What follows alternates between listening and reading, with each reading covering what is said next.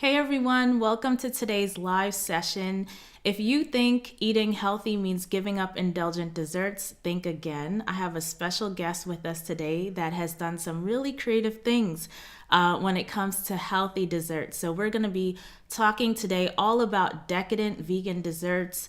As you're coming in, joining us live, definitely make sure to introduce yourself in the comments below, even if you're watching the replay, and post any questions. I will be monitoring the chat. And of course, we're here to talk about the Vegan Health Bundle.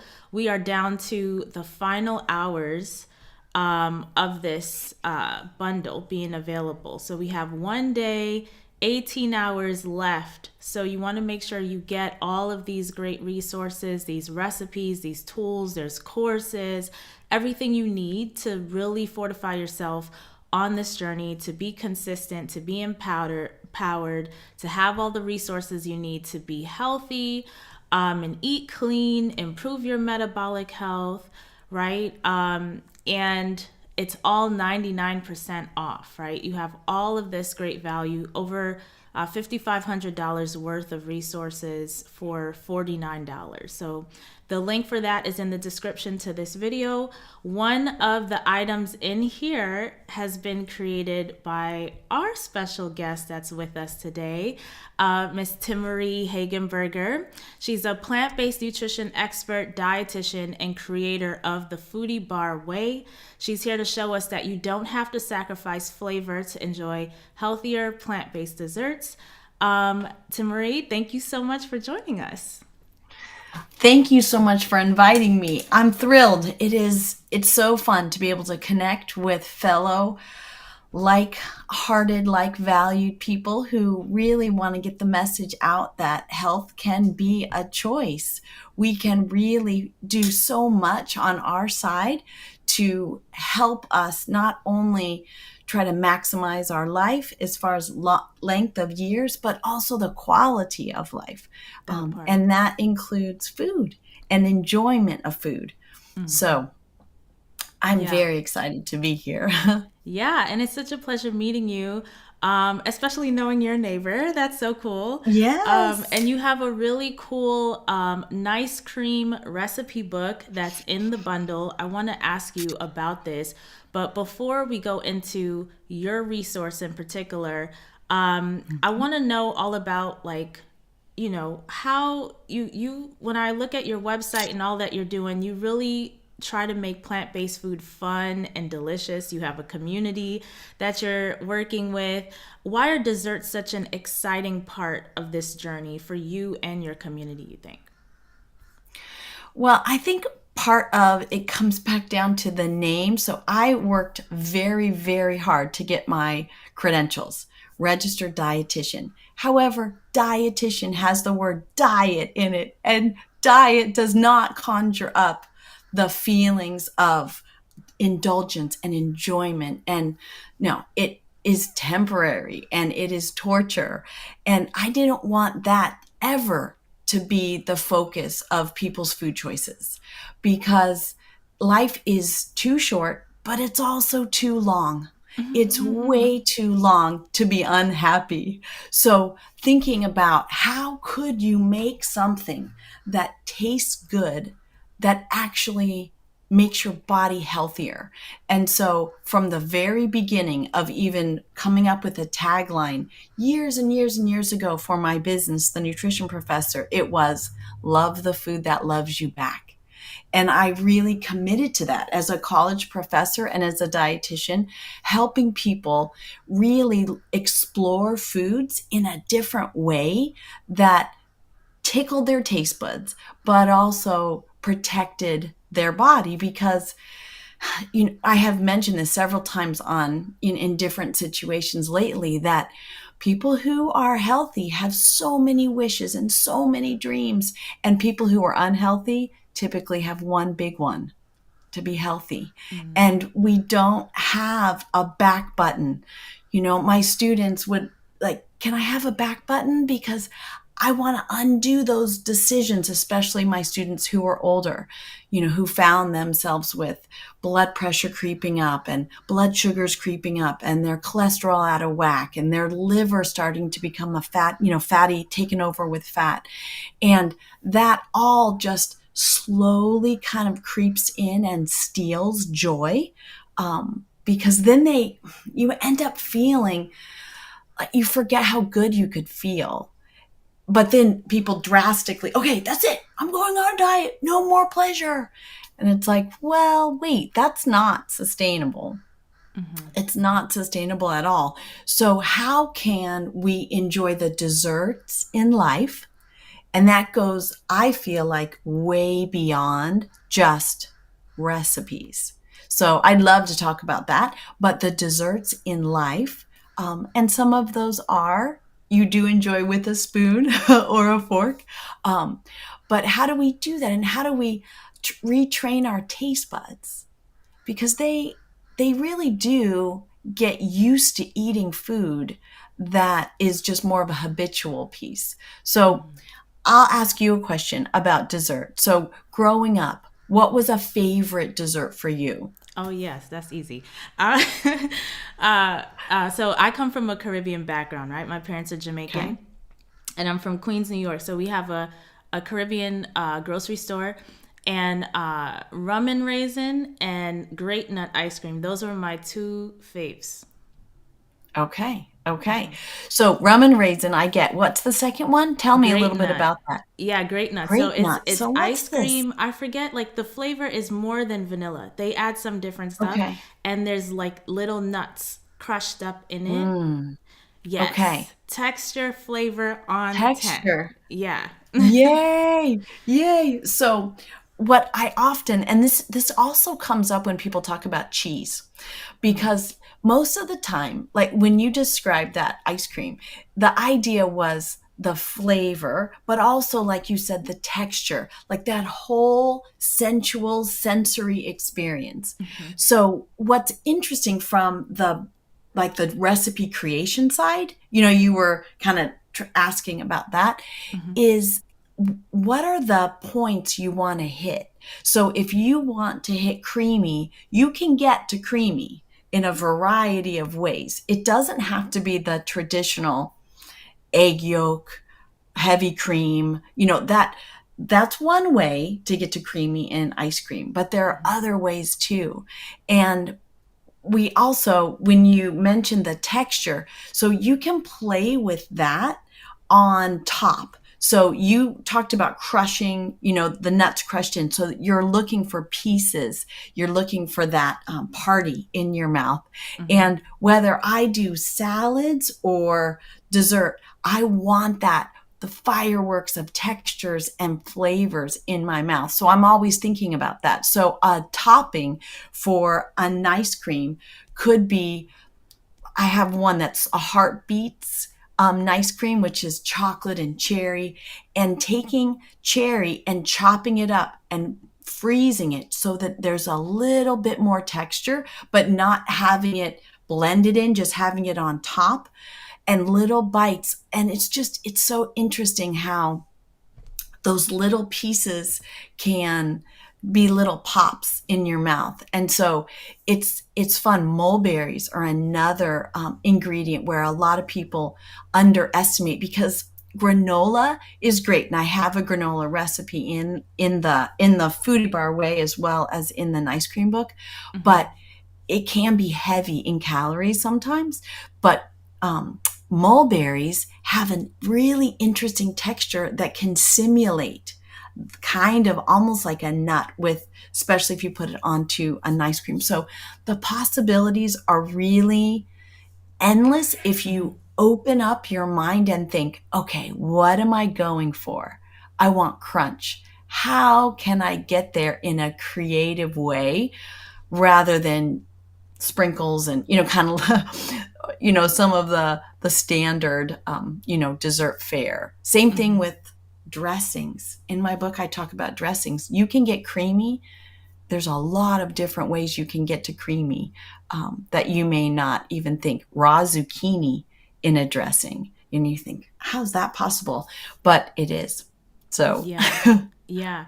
And in your nice cream recipe book, I was really surprised because you mhm. use cooked sweet potato as the base for almost every recipe except one, I believe. That's such a unique approach that I have never seen or heard of before. And so I was just curious, when you proposed this to the community, because I'm assuming you shared these recipes with your community before, Mhm. were they skeptical about it? Were you skeptical about it? Was your family skeptical? Like, what was that experience like? No, they were not skeptical because they know that this is what I do. I do my very best to get creative about the ingredients that really truly support health. And so they know, just trust mom, if it's my family, because I helped my family can convert over transition when my kids were 3 and 6, but my husband was not a kid. So it was definitely a change for all of us. But they knew I had earned their trust with cooking already. They knew that I knew how to prepare food, that they love the flavor. And so I went back to that same concept of, what am I trying to go for? I'm trying to go for creamy. It doesn't matter what the ingredients are for them because Hmm. they're just tasting the final product. I think one of the and there are several recipes that don't have the sweet potato in it, but not a huge amount, by all means, because I know you have a raw community as well. Like, your focus is on raw, and there are a few recipes that are raw. That wasn't my intention to make a raw ice cream book. That's a Hmm. whole nother adventure. Hmm. um, but uh, the idea that we can we don't have to focus on making this declaration that everything is healthy. It can be healthy, but the research shows that if you tell people this is good for you, that this is healthy, that it actually backfires. And I know that sounds a little bit crazy, but that's my business, being a dietitian. So I need to help people make those changes. And if I'm Yeah. broadcasting, we're eating healthy, nice cream, people are just, whoa, they're going to brace themselves. But if you come out and say, actually, it's death by chocolate. I mean, there are restaurant items, and people will sign up to, I'll have 2 of those. So it's That's it's true. There's crazy. literally like death water or something like that in Whole Foods. And I'm like, who would buy Yeah. this? But Who would buy this? it's A lot people of are buying people. it. Yeah, people are buying it. Well, and it's interesting because the research actually has been done. You can play with the names and the food items that are trying to be healthy with their name, light and whatever. People don't want them. And they even perceive the calories as being less, and they end up eating more, and they're unsatisfied. It's loopy. I mean, you can do this even with little kids. They've done studies where if you tells a child, okay, this one will make you strong and healthy, and nope, they want the one that tastes good. And that's it. And the other one could have tasted good. So, one of the really, really important pieces I think everybody should take home from this, because the bundle is full of resources, of Hmm. recipes, of courses. I am excited about your Beat Stress Eating course. I jumped into that, looked at your workbook. I thought, oh my gosh, this is going to be great. I wanted to ask you a couple questions too, but that idea that we want this to just be people's new normal, like Right. the default. In my all of my cookbook, so my Foodie Bar Way cookbook and my Nice Cream cookbook, the default is, of course, it's good for you. Of course, like that, there's no question. I'm not going to give you something that's going to hurt your body. Like, that doesn't make any sense. That's just where we start. And then we start to play with preferences on top of that. What do you like? How exploring the way we, use different ingredients. But I think that is a mistake when people, okay, I'm going to try to eat healthy. And they just, kind of get themselves just, it just sets them up, I don't think, for long-term Yeah. sustainable success. So I'm very much like a foodie, right? So when I saw like the some of the recipes, so some of them you're using even like cooked beans. Mhm. And so I'm wondering like the beans and the sweet potato cooked in the ice cream, what was the logic behind that? Does it make it like explain to me like what does it do for the ice cream? Super creamy, super creamy, super creamy. And it gives the body that you need so that it doesn't just liquefy. You know how Mm, if you do an mm-hmm. icy, like ices are great, but you have to stay in that like total frozen crystal form or else you've got water. I mean, it just doesn't. So it's an amazing, I've never seen anybody do it. And that's why I did my own creation. Yeah. And it's really good. And I have some really creative other combinations of different things in there. And Mm-hmm. I started it because I had in my community, the Foodie Bar Way of Life, we had a couple people buy the Ninja Creamy early on. And I thought, oh, I'm not going to get one of those. That's a single use machine, right? I mean, Mm-hmm. it's a single function. We're so used to buying things that can do multiple things. And I, but then they were starting to talk about it. I thought, well, I need to at least experiment to help the people in my community. Mm-hmm. And if it's not very good, if I don't end up using it very much long term, then I'll return it or I'll sell it or what have you. But I really enjoyed it. But when I wrote the book, I also didn't want it to be exclusive to that machine Mm-hmm. because that doesn't make sense. I'm always used to, for my college students, all different income, all different backgrounds, all different resources. So I gave you instructions for how to use a food processor, how to use a blender, if you don't have that machine. But it put me on this crazy adventure. So for the demonstration I did for my community, I came up with 15 flavors, just not to show during that demo, but to give them. And then my daughter said, Mom, you're not going to stop at 15. That's silly. At least go to 20. And then one of my community members said, Honey, 31 flavors, Baskin and Robbins, you can do it. I thought, oh my goodness. So that's what happened. And I actually have another recipe, an extra one with Rambutan in my community, but it was beyond 31. And 31 makes sense Yeah. for the ebook. So Yeah, I mean, I'm like, wow, she really went in on the creativity with this because I was just shocked by, even one with cooked cauliflower. And so I was like, huh, mhm. why cook the cauliflower versus raw? But for you, is it a like a digestive situation or is it more texture? It can go either way. You can use raw.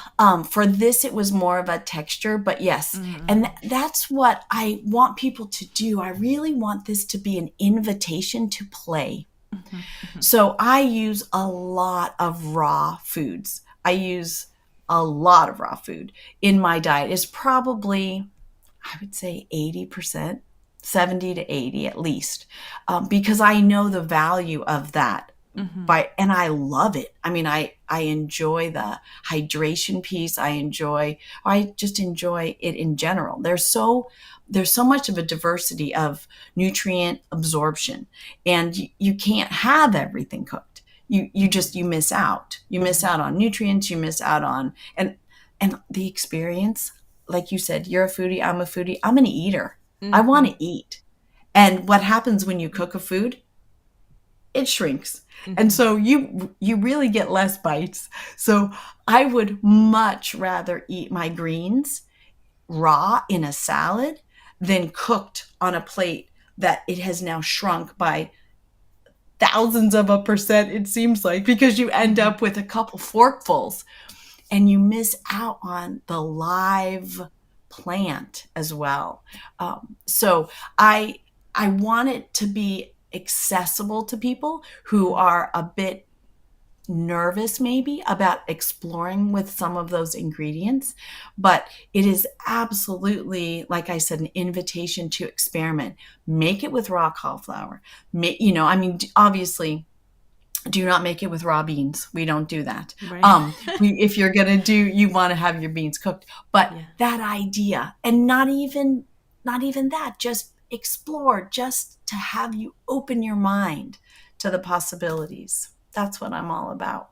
Yeah, yeah. The beans part is like, I really want to talk to you about that, but we'll table that maybe for another interview. Okay, Um, sounds good. but yes, I agree with you on that.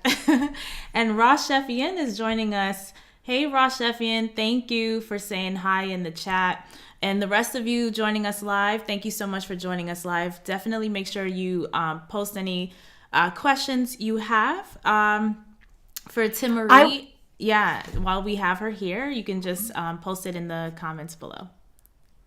I have a question for you.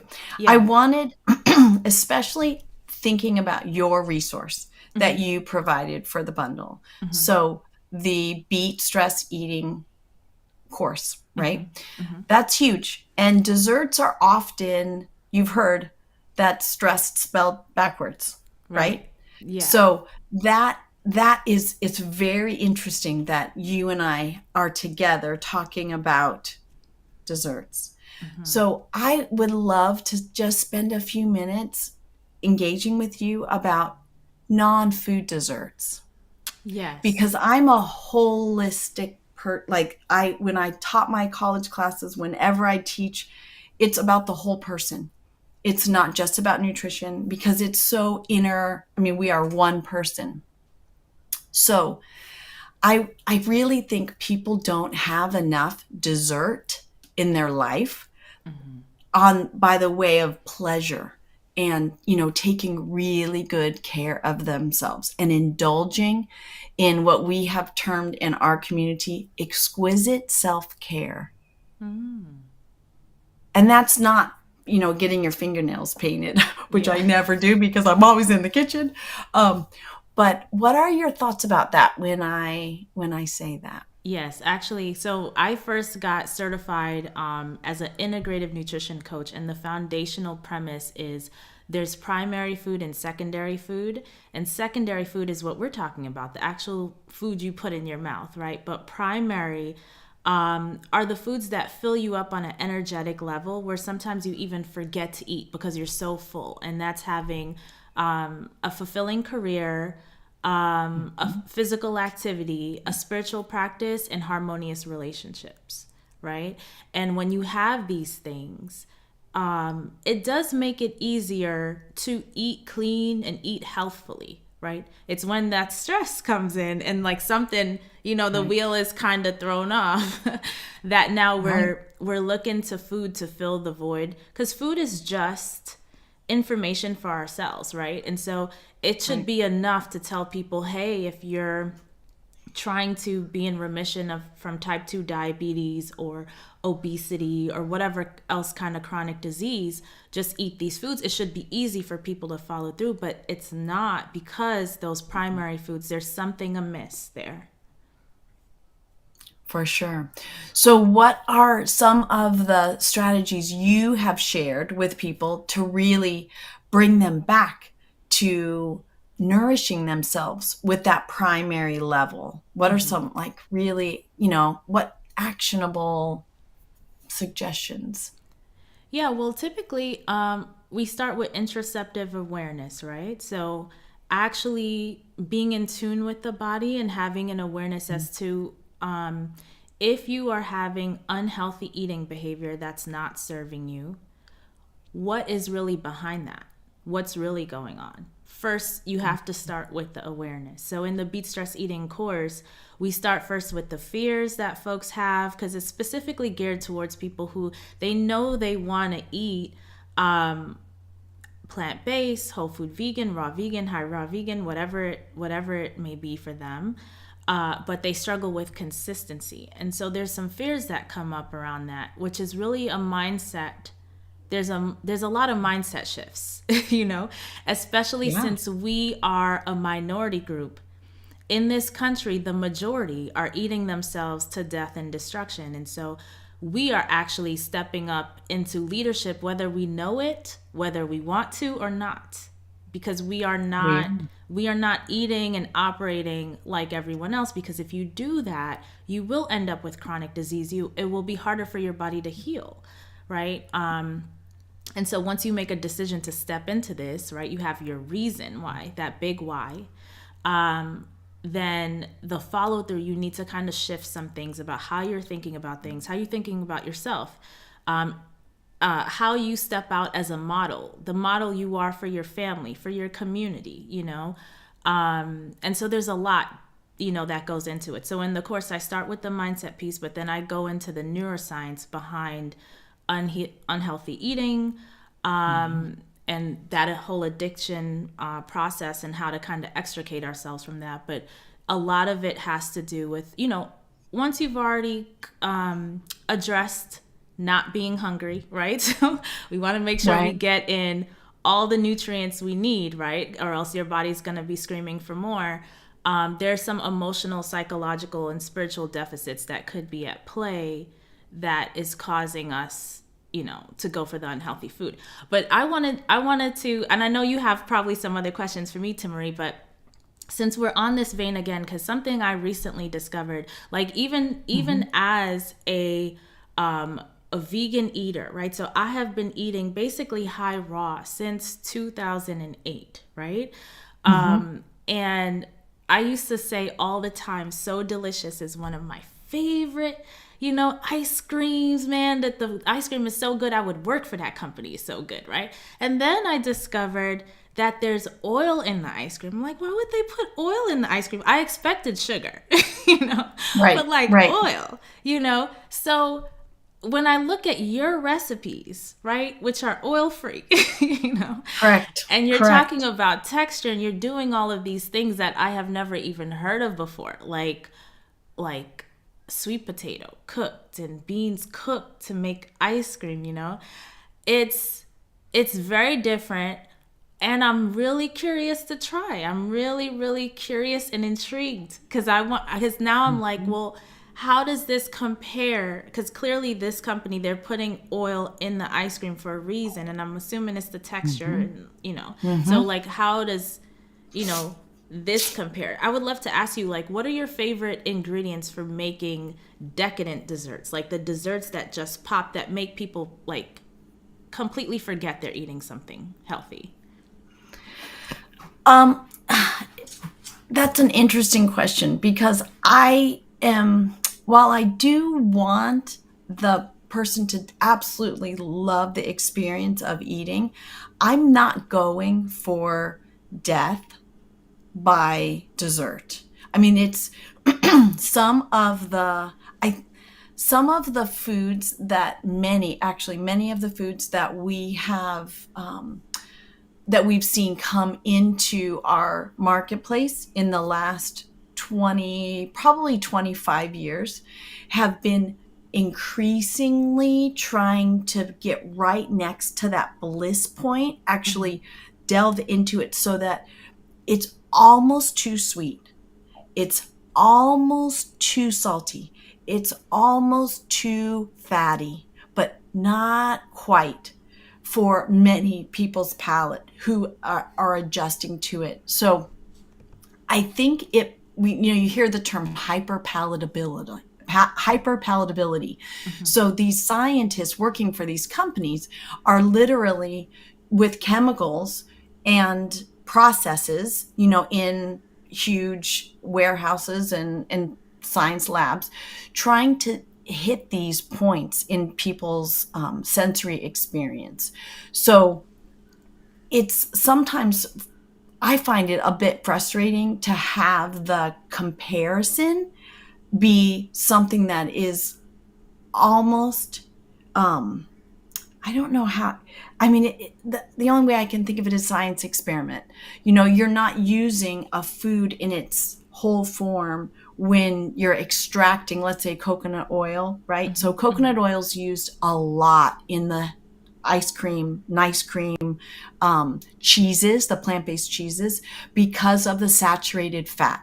So the saturated fat, because of the way that it the chemical properties that it has and on the tongue, you end up with a product, as we were talking about a little earlier, that doesn't melt just on the fly, because water crystals taste totally different on the tongue, than obviously the fat does. Mm-hmm. So it's an adjustment. I really feel like I don't try to make things that are so decadent. I mean, they taste decadent to me, but I've adjusted my tongue. I mean, that's just honest. Yeah, It's I appreciate it, that. it's yeah, I mean, Because there are plenty of people who do recipes that are really, really, really rich. And if I was to take vegan butter, if I was to use, I mean, there are ways I could use coconut oil. There's plenty, I mean, you can get that right at the store. I could use those foods and really emulate and use tons of sugar, but I'm trying to almost help people desensitize, so they don't need that level. There's something I want to mention. So I work at the WIC program during the day. So I'm a registered dietitian and senior public health nutritionist, and I deal with moms and babies all day long. And so one of the situations that comes up is that the little kids say, they're picky. They don't want fruit. They don't want this. They don't want that. And I'll ask them, well, what kind of snacks do you do? And so they'll often do like fruit chews and, candy and those types of things, and a lot of juice. And I always tell them, you want to dilute. If you're going to give your child juice, dilute it half with water. And they said, oh, for the calories? I said, no, this child is growing. It's because of the taste, their tongue. If you bathe your tongue in straight juice and then try to give the child anything else, like a piece of fruit, how will it taste? And they kind of look at me, and I said, if I gave you a glass of orange juice and then cut an apple, how do you think that apple would taste? It would taste like nothing, like blah. And so I said, we have to give our kids a chance to find out that fruit is nature's candy, but we can't compare that to Skittles. It's not reasonable to be able to say, well, I want the Skittles sweetness, but I want it to be with fresh fruit.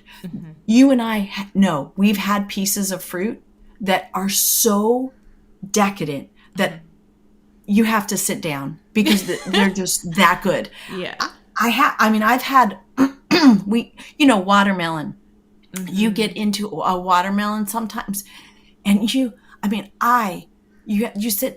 just can't believe this just grew. I was This thinking just grew. like durian or like a ripe banana, right? Because ripe banana, I would never have blueberries after ripe banana because blueberries aren't that sweet. But when you have them first, they're very sweet and very Very delicious. sweet. Yeah. Absolutely. So And that, too, I want to yeah. mention, Timaree, to that point, because I'm someone with a history of acid reflux. So I really appreciate like what you're touching on and like being honest about that, because I like to do that too with folks around raw vegan stuff. They're raw vegan breads, they're raw vegan pizzas, but don't expect it to taste like an actual bread and pizza. Right. It's because different. it's different. And if you have the thought that it's going to taste like that, it's going to ruin the experience for you.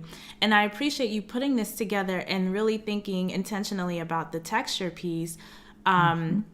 Because all of those vegan ice cream recipes where they're using even coconut, and I'm not against coconut, but for me personally, I can't do that kind of stuff because my esophagus says no. So, so I really appreciate you coming up with different ways. Well, how can we cater to folks who maybe have some sensitivities? They can't do such rich, things, all the oils, the saturated fats and stuff like that. And we know, because I am a dietitian, I'm always coming at this from the health. That's always a hat that I have on. I mean, I've been cooking since I was a little tiny, and I'm Italian, and we show love with food, and that's a part of me. But they were always two things running at the same time. And we know that within minutes of consuming a high saturated fat item, it affects the flow of your blood. It affects the viscosity. So while those items might taste good for a little bit, it doesn't leave you feeling energized. I mean, and that's something that I would always say with my students. I would often have an after lunch class, depending on my schedule. Mm-hmm. And I would ask, someone, kind of be coming in, tired, and did you just eat? Yeah, but I feel heavy. And I said, I just ate and I feel like $1,000,000. Your food should actually bring you life, not weigh you down. And like you said, this comes into mindset. It's the whole experience of what we perceive the meal to be like, what we perceive the satisfaction. They've even done studies where they tell people this is strawberry yogurt and it's not strawberry, but they tell them that it's strawberry. Mm-hmm. And when they eat it, they describe how it tastes. It's like, what? How can your mindset impact the way you describe what things taste like? Mm-hmm. 100%. So I think, like you said, we need to help people be okay with not going with the mainstream. It doesn't have to be the most decadent, for it to be decadent for you. Because if you're struggling with acid reflux and you're uncomfortable, that's one of the conditions where it affects your quality of life more than almost anything else. There's a few GI situations where people perceive that as impacting negatively their health, quality of life, more than even cancer and things like that, because it's every meal for some people. Mm-hmm. They can't sleep at night. It's really hard. And so I think sometimes, this can even go into the way people interact with others, because often around desserts, it's social.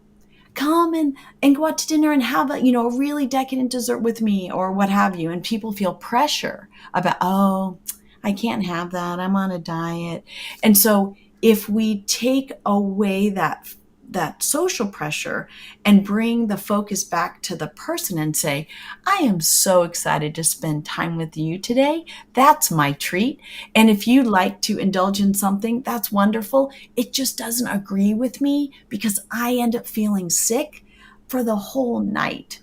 And I want to be able to focus on, the enjoyment that I get being with you, rather than worrying about the aftermath of what some of these foods do, in my own body. Mm-hmm. So not come from a judgy place, but the honest place of, like you said, there's nothing against coconut, but for your body, your esophagus, not happy. Right. And that's good. You should have options to be able to explore that go beyond that, so you can stay, feeling well. Mm-hmm. Because as we said at the beginning, life is too short, but it's also too long Mm-hmm. to be Mm-hmm. uncomfortable at your own hand. You were saying people are digging their graves with their forks and spoons, and we don't want to support that. We want to support people finding that, tapping into that joy, and being able to truly celebrate life. Yeah, I appreciate what you've created so much. I can't wait to try something and see how it compares. I don't have a Ninja Yeah, creamy, although I've been hearing some don't great pick things. I one. think we had Amanda Sick on the channel, and she was talking about how she just got one. Yeah, But I refused to buy more stuff because I wanted a nice, clear counter, I know. and things are I just taking know. over. But Yeah, I do have a Cuisinart ice cream food maker, processor. the ice Oh, cream ice maker. cream maker. Okay. Then Yes. you already have an ice cream maker. So, and I make nice creams, but it's exactly what you said. Yes, you have to eat it. I kind of like to keep it in their churnings to keep it, as much together as possible. Right. But yeah, in comparison to like when you buy ice cream out and it just can sit there for a long time, Right. this is no comparison. So I'm really curious to try yours and your techniques to see how does it compare, right? Because when you buy these things too, the recipes they have in the book, it calls for all this heavy fat, like you said, and it's like, well, Yep. I can't do that, so I just throw the whole thing out, you know. Um, Exactly. so Exactly. where should folks start? So for folks like me, we look at your 31 flavors. How do you Mhm. advise? Like, what's like the best recipe of them all to There's start? no there's no way for me to answer that question. What's There's your favorite? way too much. Oh, I don't well, okay. If I had to choose one. No, see, this is not fair because I worked so hard to try to do a huge diversity of different flavors. I didn't want because one of the things that I saw early on with an ice cream, banana, banana, banana, banana, Yeah. banana. And that was every base. And I thought, no, I can't. Like, there are people who don't like banana. Or can't I have banana. started up, exactly. I was going to say, I started a plant based nutrition and sustainable ag certificate program at my college, and I was teaching the hands on cooking class. And I had a student who was allergic to banana. Hmm. So we had a frozen dessert that I had come up with, section. And I thought, okay. This was years ago. I thought I need to come up with something that'll work for him instead of, well, you just won't taste this. That just won't be something that you participate in. I was on it. So I was trying to figure out what to do. So years later now with this, I knew I didn't want every recipe to be banana, banana. Banana is wonderful, but again, some people, don't do that. But when I was growing up, one of my favorite treats was Orange Julius. So I don't know if you ever had that drink, but they had it at the mall, and it wasn't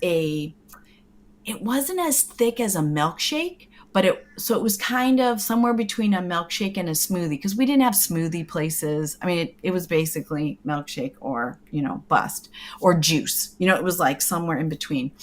But it was so good, and it was creamy, and it was orange, but it wasn't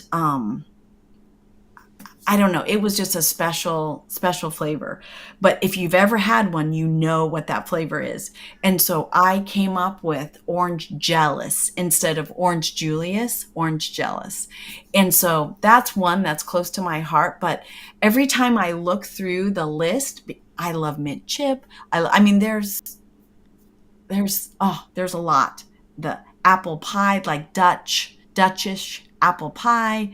Um, I I can't fig vanilla. I can't do it It's like picking because a there are, favorite child, right? yeah, watermelon kiwi. I mean, there are just, I don't think you'd be disappointed. And one thing that is important to say is that because you get to control what you're doing or how you're making it, then you need to be able to adjust the ingredients. So Hmm. for some people, if you're coming straight off of the So Delicious and some of the, I'm trying to think of Ben and Jerry's, right? They have a plant-based version. It is rock solid. It is full of saturated fat and sugar and all that. So if you're coming off straight off of that, then you may need to add a little more sweetness to slowly kind of transition yourself off. Um, and so I want people to taste, make that batter, and taste. And the other thing that's really important science wise is when something is cold, especially frozen, it dulls it by way of numbing your taste buds. Mm. So it's going to be less sweet when it's frozen. It's not going to sweeten. So if you cook something, that often will make it sweeter because you're concentrating the sweetness. Mm. But when you are going the other direction and you're freezing something, then it's actually going to be perceived as less sweet. Hmm. Which is why if you've ever had ice cream where it's melted and you kind of eat that melted part, it tastes really Yeah. sweet. Hmm. And that's why. So don't be afraid to add a few more dates or, whatever you're doing to add sweetness if you feel like this is a big jump. But I find that the amount that I called for, when I taste it, to me, it tastes amazing. But again, everybody's tongue is, different. Everybody's experience is different where they are in the process. But that's what's nice about being able to make it. If you go out for a scoop, there's a place in Orlando that has vegan ice cream, and it is expensive. Yeah. It's in the Disney Springs area. One scoop, which was 2/3 of a cup, is $7. I think it's $7.45. And I thought I've looked at their ingredients, and it's a science experiment. I mean, their ingredient list is just, it's huge. And I know that the first couple bites might taste good, but there's just, whenever you use those ingredients, you end up with kind of a weird mouth, like aftertaste, and where you're eating real food with these nice cream recipes. Yeah. I mean, there's no weird aftertaste. There's no artificial sweetener. There's none of that. But I want people to embrace the exploration. Get behind the wheel of making these yourself and taste. And, ooh, you like a little more vanilla, add a little more vanilla powder. Ooh, you like a little, more of this or that. And then play with toppings. I give a lot of ideas, but the fresh fruit that's just a little frozen on top, oh, the texture is amazing. I love that. I love that. I cannot wait to try. You guys, you need to Yay! make sure you download this recipe book in the vegan health bundle.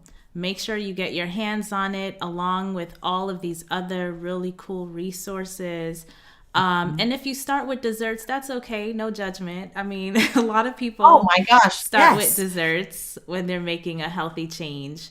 And it's great that we have all these options, right? It's not just about salads, my dad used to say, oh, it's rabbit food or whatever, but he eats like this. And let me tell Oh, you, he's a healthy 80-something-year-old because my mom makes this absolutely. type of stuff for him. So make sure you download this stuff, feed your family the best nutrition. You see how much Disney is charging folks for this type of food, right? You can save that money and make it at home, have more control over it. Timaree, this has been a really great conversation, and I hope to have you back on the channel sometime in the future. I want to talk about your take on raw beans, because there's a whole scene around eating raw legumes and things like this.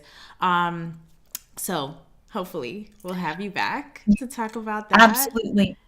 And I wanted to leave people with one more thing that is in the Nice Cream book. There's a QR code to take them to videos of me showing how I demonstrated several recipes. And I Nice. did it with the creamy, I did it with the food processor, and I did it with the blender, so that everybody's covered on that. I took it from my community, what I did, and I edited it and made it really accessible for everyone. So it's not just a book.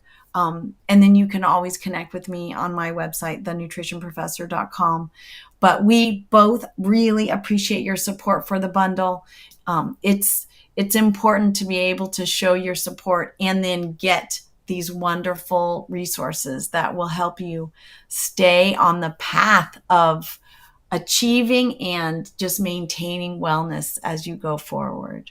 Yes. Thank you so much for being here, Timaree. And thank you, all of you, for joining us live. Those of you watching the replay, I want to hear, you downloaded the book, you tried the recipes. What did you try? How did you like it? What was the experience like? Definitely let me know in the comments below. I'm definitely going to get in the kitchen and make some of these ice creams. I can't wait to try because I'm just so curious about these new techniques that you brought to the table. So I really appreciate you, Timaree. And thank you, everyone. Make sure you download the bundle, okay? Tomorrow is the last day. So don't wait till tomorrow. You have basically, there's a countdown timer right here on the page. So you basically have just a few short hours, one day, 17 hours and 38 minutes. So do not delay, okay? Do not wait till the last minute. It will not be available. All right. This is a unique bundle. So if you want to take advantage of this 99% discount, now is the time. Don't say you weren't warned, okay? And until next time, take care.